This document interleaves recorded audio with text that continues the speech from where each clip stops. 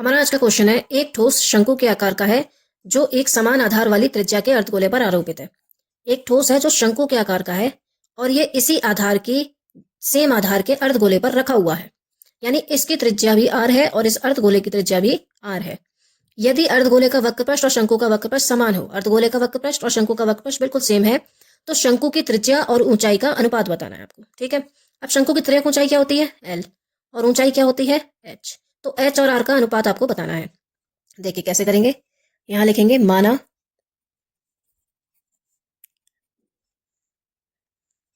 हमने मान लिया कि त्रिज्या जो है वो r है और शंकु की जो ऊंचाई है वो मान ली h है और त्रियक ऊंचाई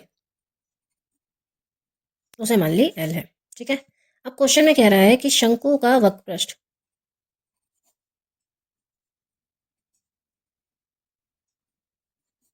और अर्धगोले का वक्रपृष्ठ बराबर है, दोनों के वक्रपृष्ठ बराबर है।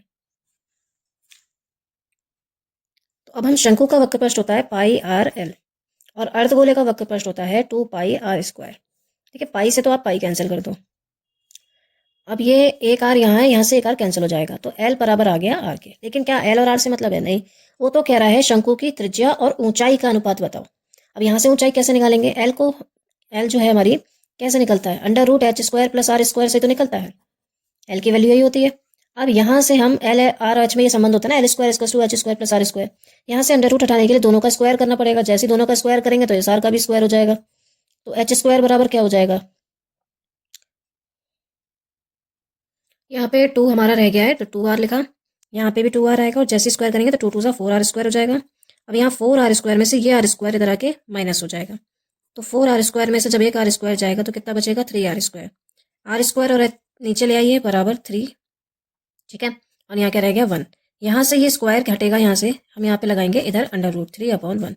तो एच और आर का जो अनुपात आ गया वो ये आ गया। लेकिन मुझसे क्वेश्चन में पूछ रहा है त्रिज्या और ऊंचाई का अनुपात, तो इसको उल्टा कर दीजिए, आर ऊपर कर दीजिए, एच नीचे कर दीजिए, 1 ऊपर हो जाएगा, अंडर रूट 3 नीचे हो जाएगा। तो आर और एच का अनुपात हो गया 1:√3।